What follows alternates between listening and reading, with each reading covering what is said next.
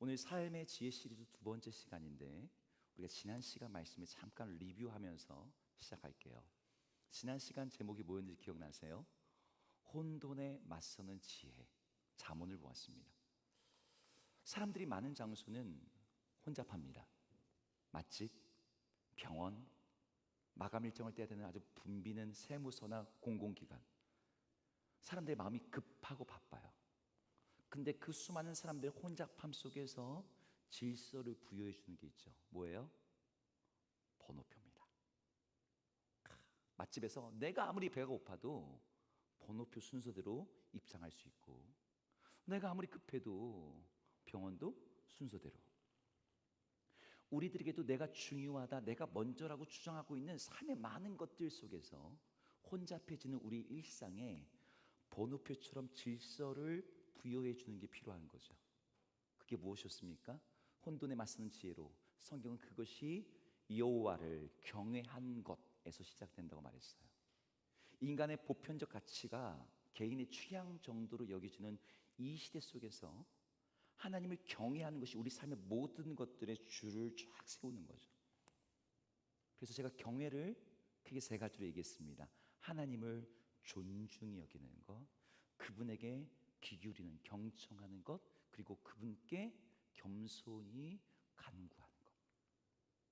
이 경외함을 통해서 우리는 수많은 엇박자로 가득한 혼돈 속에서 우리 삶의 리듬과 박자를 놓치지 않고 우리 하나님 향한 노래와 예배를 드릴 수가 있는 거죠.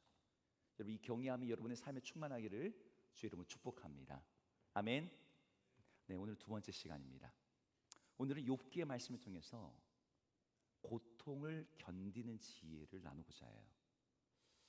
여러분, 우리에게 있어서 고통만큼 삶을 헤집어 놓는 강력한 적이 없어요. 고통. 여러분, 고통의 문제는 인간에게 근본적인 질문을 가져다 줍니다. 여러분, 우리 주변에 친숙한 또 다른 종교가 있죠. 불교. 불교만 해도 인간이 왜 고통을 당하는가라는 이 질문과 그에 대한 대답으로 종교가 구성되어 있을 정도로 종교는 굉장히, 이 고통은 강력합니다. 여러분, 성경은 이 고통에 대해서 뭐라고 얘기할까요? 오늘 우리가 읽은 성경 욥기가 이 고통에 대해서 가장 그래도 직접적으로 이야기해 주는 그런 성경 본문입니다. 욥기에는 고난받는 한 사람이 나와요. 그 사람의 이름은 욥이었는데 이 사람의 배경이 아주 놀랍습니다. 동방에서 가장 큰 부자였고요, 의로운 사람이었습니다. 여러분, 동방에서 가장 큰 부자였다, 이게 무슨 뜻이냐면 그러니까 세상에서 몇 손가락 안에 드는 부자였다는 이런 뜻입니다. 이 사람이 얼마나 의로웠는지 10명의 자녀를 두었는데 이 자녀들이 생일이 되면은 서로 모여서 잔치하는, 여러분 제멋집 자녀들이 별로 안 친하잖아요. 서로 경쟁하잖아요. 근데 여기는 그렇지 않아. 우애하고 화목한 가정이었어요. 근데 이 잔치가 끝난 다음에 욥은 혹여 마음에서라도 자녀들이 범죄했을까 해서 하나님 앞에 각각의 제사를 드릴 정도로 아주 경건하고 하나님을 경외하는 그런 가정이었습니다. 하나님께서 자기 앞에 모인 천사들 앞에 이 욥을 자랑하실 정도였어요. 우리 욥을 뭐라고 자랑했는지 한번 읽어볼까요? 욥기 1장 8절인데요 함께 같이 읽어보겠습니다. 욥기 1장 8절 읽겠습니다. 시작. 여호와께서 사탄에게 이르시되 내가 내 중 욥을 주의하여 보았느냐. 그와 같이 온전하고 정직하여 하나님을 경외하며 악에서 떠난 자는 세상에 없느니라. 네, 여기에서 뭐라고 얘기하냐면 내 종 욥을 주의하여 보았느냐. 너 욥 아니? 너 걔 봤니? 이 정도가 아니라 주위에서 봤냐고 물어보는 거예요. 욥은 하나님의 시선을 끌 만큼 특별한 사람이었습니다. 누구보다도 탁월하게 하나님을 경외하는 사람이었어요. 우리가 지난 시간에 배웠잖아요. 하나님을 경외하는 게 지혜의 근본이라고. 이런 관점에서 봤을 때 욥은 가장 지혜로운 사람 중에 하나였던 거죠. 모든 혼돈 가운데 질서를 부여하고 우리의 어둠에 빛을 비춰주고 우리의 공허함에 의미를 채워주고 기쁨 가운데 충만하게 만들어주는 것. 그 욥이 하나님을 경외하는 일에 있어서도 세상에 둘도 없이 독보적인 지혜로운 사람이었다는 거예요. 그런데 이 욥에게, 그의 가정에 엄청난 고난이 닥쳐왔어요. 하나님 앞에서 욥을 자랑하는 걸 듣던 사탄이 문제를 제기했거든요. 사탄의 문제 제기가 이거였습니다. 욥기 1장 9절 10절인데요. 사탄이 여호와께 이렇게 말합니다. 욥이 어찌 까닭 없이 여호와를 경외하리이까? 주께서 그의 집과 모든 소유물을 울타리로 두르심 때문이 아니니까. 주께서 주의 손으로 하는 바를 복되게 하사 그의 소유물이 이 땅에 넘치게 하셨습니다. 그러니까 사탄이 하는 문제 제기는 뭐냐면 사람이 까닭 없이 하나님을 경외하지 않는다는 거죠. 복을 주시니까, 도와주시니까, 보호해 주시니까 하나님 믿는 거죠. 만약에 복을 없애보세요. 도움도 주지 않아 보세요. 보호해 주지 않으세요. 그래도 인간이 하나님을 경외할 수 있을까요? 응답이 없는 기도를 누가 하며, 보상이 없는 착한 일을 누가 하며, 상급이 없는 헌신과 봉사를 누가 하냐는 거죠. 여러분, 이 말이 막 동의가 되려고 하잖아요. 하나님이 사탄하고 일종의 내기를 하시는 거예요. 욥의 소유물을 일시적으로 맡깁니다. 그러자 사탄이 지체 없이 욥의 모든 것을 앗아갔어요. 동방에서 가장 큰 부자였던 그의 재산이 한순간에 날아갔습니다. 여러분, 그 몇 년 전에 뉴스 보셨죠? 우리 한국계 유명한 그 사모펀드 운영하시던 분, 네. 단위를 3조, 4조, 4조 단위로 움직이시는 분이 한순간에 그게 다 날아간 거. 그게 날아가는 거죠. 뿐만 아니라 그의 사랑하던 경건했던 10명의 자녀가 같은 날에 갑작스러운 사고로 모두 죽습니다. 사람들의 존중과 명예를 받았던 이 욥의 그 모든 게 사라져 버렸어요. 그리고 욥의 온몸에는 나병 환자처럼 진물이 흐르고 정말 기와장으로 자기 몸을 박박 긁을 정도로 고통스러운 그런 상태가 됐습니다. 욥이 스스로 하나님을 경외하며 살았다고 하는 그 자부심이 그 안에 있었거든요. 근데 그 자부심과 믿음마저도 흔들리는 상황이 되는 거예요. 아내가 뭐라고 말하냐면, 야, 너는 하나님을 욕하고 죽으라. 자기 가장 친밀한 아내조차도 하나님 욕하고 죽으라고 얘기를 하는 거예요. 친구들이 뭐라고 얘기합니까? 네가 당하는 고난은 네가 무슨 죄를 저질렀기 때문이야. 그러니까 욥은 그의 물질, 그의 자녀, 그의 건강, 그의 관계, 그의 명예, 그의 자부심, 그와 관련된 모든 영역에서 극한의 고통에 내몰리게 되었습니다. 이런 고통 가운데 있던 욥이 간절히 바랬던 게 있었어요. 그건 지금의 이 고통이 줄어들지 않고 사라지지 않는다고 해도 내가 왜 이 고난을 당하는지 그 이유를 알기를 원했습니다. 이 고난이 자기를 벌레처럼 하찮고 비참하게 만든 상황 속에서 내가 이걸 견디고 버티고 이 고난 속에서도 설 수 있기를 바랬어요. 그걸 알려면 내가 지금 왜 고난 당하는지. 이게 욥이 바라는 전부였습니다. 죽은 자녀들이 돌아오는 거, 잃은 재산을 되찾는 거, 땅에 떨어진 명예가 다시 회복되는 거, 이거 안 바랬어요. 욥이 바랬던 건 한 가지예요. 이 고난 속의 이유를 알고 싶었던 거죠. 내가 붙들고 있던 믿음과 신앙이 흔들리지 않도록, 틀리지 않았음을 확인하기를 원했어요. 하지만 욥의 이 바람은 욥기가 끝날 때까지도 해결되지 않습니다. 욥은 내가 왜 고난을 당하는지, 고난의 의미를 알지 못해요. 자신이 당하는 이 고통을 해석을 해서 이게 가치가 있음을, 이게 의미가 있음을, 이게 소용이 있는 것임을 해석해주는 어떤 틀, 어떤 실마리도 보이지 않는 거죠. 오늘 12절 13절의 본문에서 이렇게 얘기합니다. 한번 같이 읽어볼까요? 읽습니다. 시작. 그러나 지혜는 어디서 얻으며 명철이 있는 곳은 어디인고 그 길을 사람이 알지 못하나니 사람 사는 땅에서는 찾을 수 없구나. 여기 찾고 있는 지혜는요, 지식, 노하우, 이 고난을 해결하는 7가지 방법 이런 게 아니었어요. 히브리 전통에서 지혜라는 단어, 호크마라는 단어는요, 어떤 일종의 해석 능력입니다. 하나님 앞에서 내가 삶을 어떻게 살아야 되는지, 살 수 있는지를 아는 능력이에요. 근데 고난 속에 들어가니까 내가 어떻게 살아야 되는지, 어떻게 견딜 수 있는지를 모르겠는 거예요. 알고 있어도 그렇게 살 수가 없는 거죠.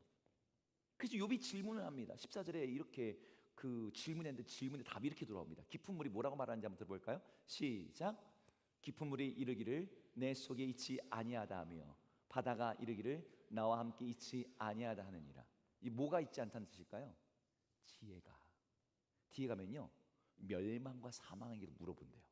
근데 멸망과 사망도 지혜가, 소문은 들었지만 내가 어딘지 모르겠는데, 고통 가운데 있는 사람들에게는 누구도 답을 주지 못한다는 거죠.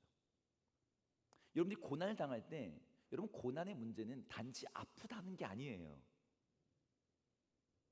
그게 우리 삶의 모든 해석 체제를 무너뜨린다는 점에서 고난이 위험합니다. 내 신앙, 내가 하나님에 대해서 갖고 있던 이해, 내가 붙잡고 있던 원칙, 윤리적인 체계, 내 인생의 설계도, 모든 걸 다 찢어버려요. 욥의 친구들이 고난을 자기들이 해석할 수 있는, 이해할 수 있는 범주 안에 딱 집어넣고 설명하라고 했습니다. 야, 너 지금 벌 받고 있는 거야. 네가 뭐 잘못했기 때문이야. 근데 욥이 말하죠. 아니, 내가 하나님 앞에서 의인이 아니라고 해도 내가 이런 고난을 받을 만한 잘못을 저지른 적이 없어. 그러니까 더 힘들고 더 무서운 거예요. 이유도 모르고 해결도 안 되고 위로도 안 되는 그런 고통. 여러분, 강한 고통이 찾아올 때 사람들은 평준화가 돼요. 평준화. 어떤 평준화? 똑똑하든 지혜롭든 아니면 건강하든, 여러분 상관없이 몸집, 크기, 뭐 체력 상관없이 치과 의자에 딱 앉아서 신경치료 딱 시작하면, 마취 안 하고 시작하면 배운 사람이나 못 배운 사람이나 침 흘리면서 소리가 나오죠. 고통이 우리를 그렇게 만들거든요. 여러분, 이 권투 선수 알지 모르겠습니다. 전설적인 권투 선수 무하마드 알리라는 선수가 있었습니다. 이 사람이 했던 유명한 말이 있어요. 모든 사람에게는 나름 계획이 있다. 처맞기 전에는. 자기 상대편 선수를 향해 한 말입니다. 고난이라는 펀치가 그래요. 일단 맞고 나면 내가 갖고 있던 나름의 계획, 생각, 품위, 원칙들을 아무것도 아닌 것으로 만듭니다. 나는 나름 괜찮은 사람이야 라고 생각했던 그 모든 것들을 박살내버려요. 여러분, 한번 생각해 보세요. 사람이 고통을 당할 때 내가 이전에 지혜를 배웠어, 나는 믿음을 가지고 있었어, 기도 열심히 했었어. 근데 그게 내 삶을 붙잡아 주지 못한다면, 여러분, 그게 어떤 의미가 있겠습니까? 여러분, 기도에 대한 책을 읽었어요. 근데 고통 앞에서 숨이 막혀서 하나님이라는 이 말조차가 안 나와. 여러분, 그럼 기도에 대한 지식이 무슨 소용이 있어요?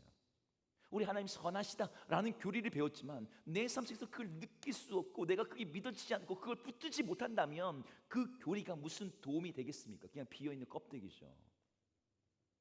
그러니까 고통의 진짜 위기, 고난의 위기는 아픔 자체가 아니에요. 그 아픔이 왜 왔는지 내가 이해할 수 없고 어떻게 대응해야 되는지를 모르는 그 무력감, 그 절망감, 거기서 느끼게 되는 우리 하찮음, 그게 문제예요. 저는 이곳에 계신 분 중에 심각한 삶의 고통과 고난 가운데 있는 분들이 있으면 알아요.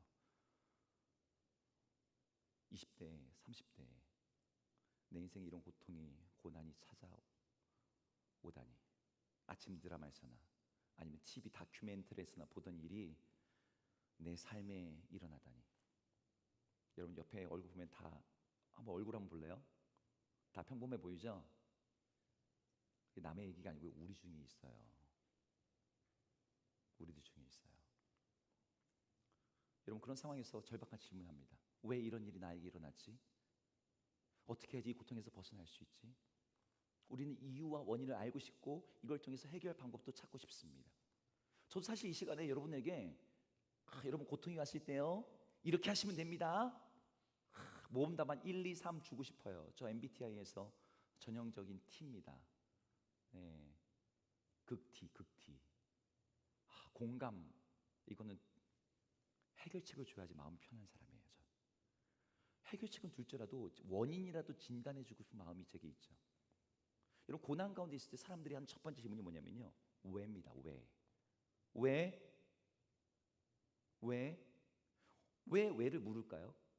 여러분, 고난과 고통이 올 때 그 이유와 원인이 이해가 되고 납득이 되면 이 고통을 받아들이기가 쉬워져요. 예를 들면 내가 치과 치료 중이야. 지금 좀 힘들어도 이걸 해야지 내가 건강해지니까. 그럼 어떻게 해요? 그 고통을 감수할 만한 어떤 이 마음의 준비가 됩니다.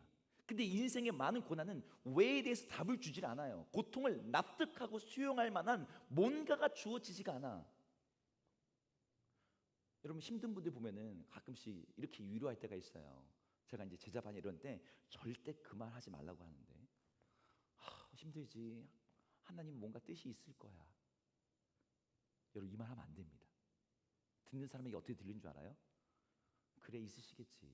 하나님이신데 아무렴. 아무 도움 안 돼요. 여러분 고통 가운데 있는 사람이 원하는 건요, 뭐가 있다가 아니라 그게 뭐냐는 거니까요. 그래서 어떤 사람들이 고난을 해석할 때 많은 분들이 이렇게 해석합니다. 하나님이 준 시험, 테스트라고 생각해요. 욥만 해도 그럴 만한 건덕지가 있었거든요. 욥이 하루아침에 전 재산을 다 잃어요. 10명의 자녀도 하루아침에 잃어요. 이게 우연이 아니죠. 모든 게 이렇게 맞아떨어질 수가 없죠. 하나님이 허락하지 않고서는 일어날 수 없는 그런 사건이니까요. 그렇다고 내가 지금 겪고 있는 이 고통을 하나님이 주신 것이냐? 하나님이 고통의 원인이냐? 이렇게 묻는다면 또 그것도 아닙니다. 예를 들어서 여러분들이 배가 아파온다 칩시다. 갑자기 막 배가 아파요. 장염이에요. 내가 오늘 먹은 음식이 장에서 염증을 일으켰습니다. 여러분 배에서 지금 느끼는 그 복통이 하나님이 일으킨 겁니까?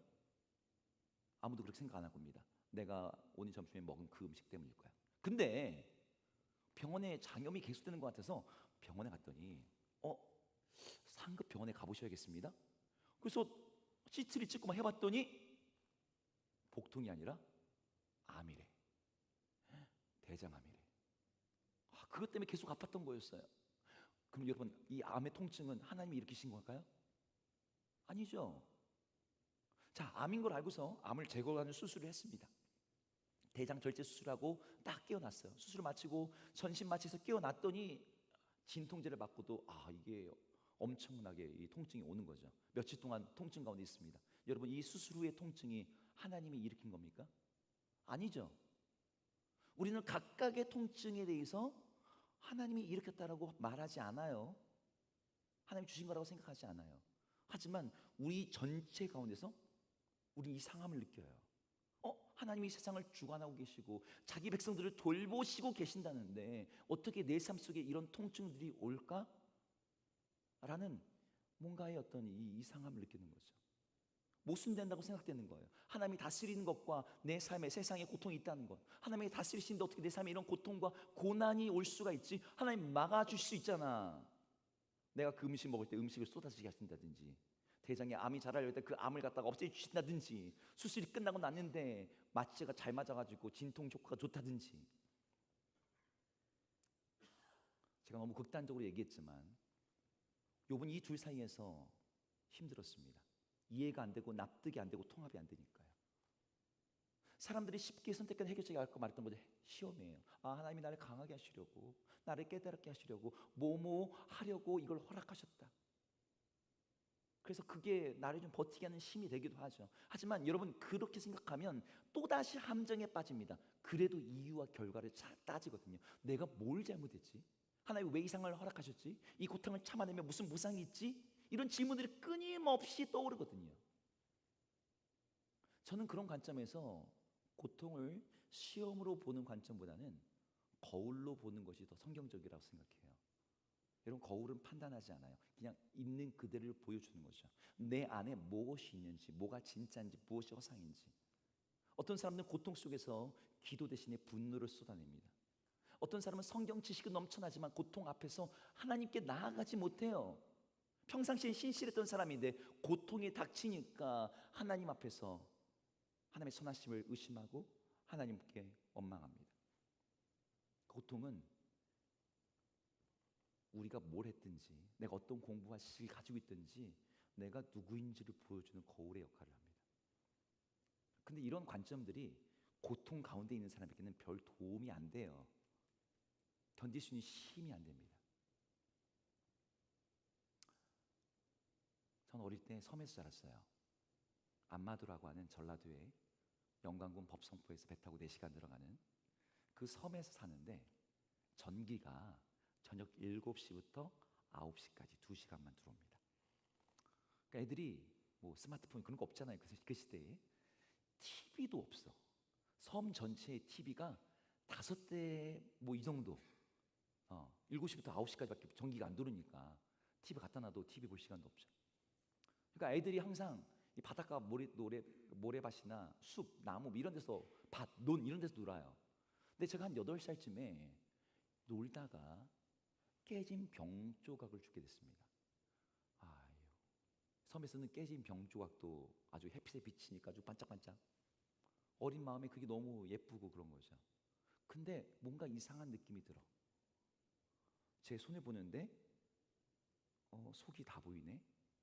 핏줄이 보이고 근육이 보이고 뼈가 보이는 거예요. 저도 모르게 이거로 놀다가 손목을 통째로 벤 거야. 아픈 건 둘째치고 이게 보이니까 이상하잖아요. 무섭잖아요. 너무 놀라고 무서워서 제가 그때부터 울기 시작했어요. 내 뼈를 내가 보는 상황, 여러분 되게 나름 쇼크가 되거든요. 어린 마음에 충격을 받은 거죠. 울고 있던 저를 지나가던 교회 집사님이 발견했습니다. 제 손목을 보고, 달랑달랑한 손목을 보고 이분이 너무 놀라서 곧장 나를 들쳐업고 섬의 산 중턱으로 달리기 시작했어요. 섬에는 병원도 보건소도 아무것도 없습니다. 산 중턱에 뭐가 있냐면 해군 레이더 기지가 있었어요. 그곳에 의무실이 있는데 거기가 유일하게 치료할 수 있는 장소. 당장 갔더니 봉합 시술이 필요했던 것 같습니다. 의무병이 나를 간이 수술실에 만들어가지고 병상 침대에 딱 눕혔어요. 이 뭐 마취를 할 수가 있겠습니까? 뭐가 있습니까? 그냥 딱 봉합 수술할 때 얘가 이제 제가 움직이면 이게 안 되잖아요. 그 팔다리를 다 묶은 거예요. 그리고 봉합할 때 움직이면은 이 상처 커지면 안 되니까. 근데 묶은 거 가지고 안 되니까 군인들을 한 10명을 불러다가 다리를 한 3명씩 붙잡고 팔을 다 붙잡고 강하게 누르고 진짜 꼼짝도 못하게. 그리고 나서 이 갈고리 모양의 이 낚싯바늘에다가 실을 묶어가지고 이 살가죽을 이렇게 이제 꼬매기 시작한 거죠. 막 아프다고 제가 소리를 막 고래고래 질렀던 것 같아요. 근데 제가 그렇게 소리 지르며 막 움직이며 하려 할수록 어떻게 했을까요?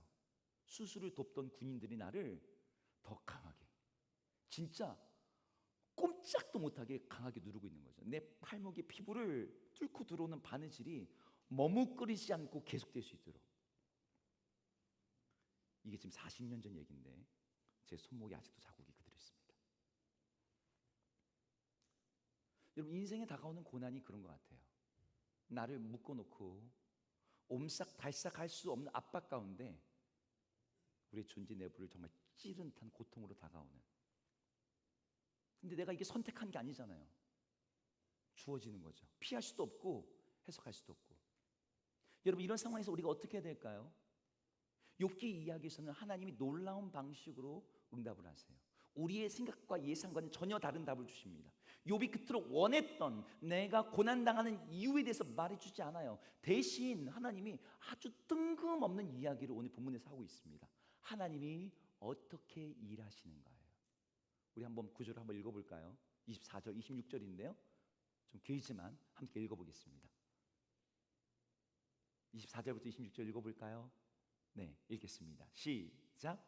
이는 그가 땅끝까지 감찰하시며 온 천하를 살피시며 바람의 무게를 정하시며 물의 분량을 정하시며 비 내리는 법정을 정하시고 비구름의 길과 우레의 법칙을 만드셨음이라. 네, 이게 무슨 말인가 여러분 쉽지 않습니까? 아니, 하나님, 제가 묻고 있는 건 고통의 이유인데 왜 날씨 이야기를 하고 계세요? 근데 여기에는 지혜가 담겨져 있습니다. 하나님이 말씀하고 있는 거예요. 바람의 무게를 정하고 물의 분량을 측정하고 우레와 비의 법칙을 세밀하게 설정하고 있는 내가 너희 삶도 그런 정밀함으로 다루고 있어. 그러니까 어떻게 하라는 겁니까? 너 이거 왜 일어나는지, 무엇 때문인지 이유를 묻거나 원인을 찾지 말고 다스리시는 하나님을 신뢰하라는 게 욥기의 대답이에요. 다시 말합니다. 고난에 대해서, 고난을 견디는 지혜에 대한 하나님의 답변이 뭐냐면 이해가 아니라 신뢰예요. 이해되지 않아도 신뢰하는 것, 고난의 이유를 몰라도 하나님 나를 버리지 않았다라고 붙잡는 것. 여러분, 이게 관점의 전환이죠. 우리는 늘 왜를 묻습니다. 이해하려고 해요. 하지만 하나님은 누가에다가 주목하라고 해요. 누가 바람의 무게를 정하는가? 하나님. 누가 물의 분량을 측정하는가? 하나님. 누가 우레의 법칙을 만드는가? 하나님. 누가 나의 고난도 허락하시고 통제하시는가? 하나님. 그게 왜 주어졌는지 우리도 모르죠. 아마 평생 모를 수 있고요. 하나님 앞에 가서도 그게 더 이상 중요해지지 않을 겁니다. 욥기가 그 얘기를 하는 거예요. 하나님은 그걸 설명하는 것이 아니라 너는 그 하나님을 신뢰하는 데서 바로 이 고난을 견디는 지혜가 있다. 여러분, 우리가 신앙이라고 하는 것은요, 고난을 회피하는 기술이 아니라 고난 속에서도 하나님을 붙드는 방법이에요. 하나님이 침묵하실 때조차도 그분을 믿는 신앙, 그것이 고난을 견디게 하는 것이죠. 내가 이해되지 않아도, 해답이 없어도 나는 주님을 따르겠습니다. 하나님은 오늘도 우리가 이해하지 못하는 방식으로 일하고 계십니다. 우리 질문에 대답하지 않으셔도 우리의 고통 가운데 들어오시는 분이에요. 우리가 믿는 예수 그리스도가 그런 분이죠. 그분이 십자가에 죽을 때 그분을 따르던 모두가 절망했어요. 아니, 메시아를 보내놓고서 그를 십자가에 달려 죽게 하시는 하나님이라니, 이건 도무지 납득할 수 없고 이해할 수가 없는 사건인 거죠. 우리에게 소망을 주지 말든지 우리에게 이런 큰 절망 가운데 좌절하게 하다니. 십자가 사건 때 모든 제자들이 절망 가운데 숨죽여 울고 좌절하고. 근데 여러분, 그 사건이 어떤 사건이었어요? 하나님이 죽음마저도 다스리고 계시고 부활 사건으로 모든 사람들에게 생명을 주시겠다고 하는 역사의 새로운 장이 열리는 장면이었습니다. 제가 섬에서 손목을 베인 후에 지금 40년이 지났는데요, 제 시계줄 아래에는 흉터가 남아 있습니다. 그래서 제가 항상 시계를 차요. 근데 돌이켜보면 제가 그 고통의 순간이 저를 온전하게 하는 순간이었습니다. 그 수술이 없었다면 제 왼손은 아마 평생 제대로 쓰지 못했을 거예요. 제가 그때 그걸 까맣게 잊고 있었는데, 제가 이 설교를 준비하는 엊그제 밤에 갑자기 그 수술대에 있는 제가 보였어요. 그리고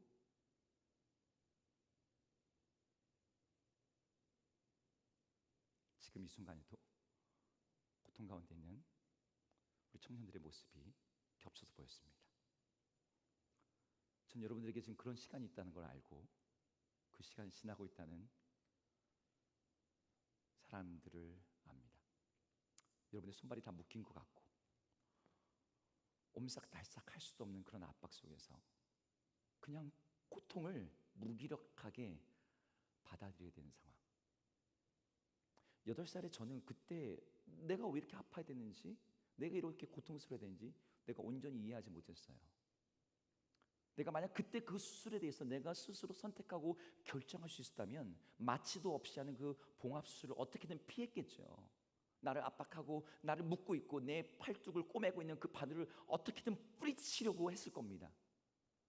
하지만 돌아보면 그때 그 순간이 의미 없는 고통이 아니었어요. 도무지 이해되지 않았지만 지금은 알고 있는 거죠. 그때 그 고통이 치유의 도구였고 회복의 시작이었고 나를 살리는 은혜였다고. 욥은 자신이 당하는 고난의 의미를 알지 못했지만 그는 증명해냅니다.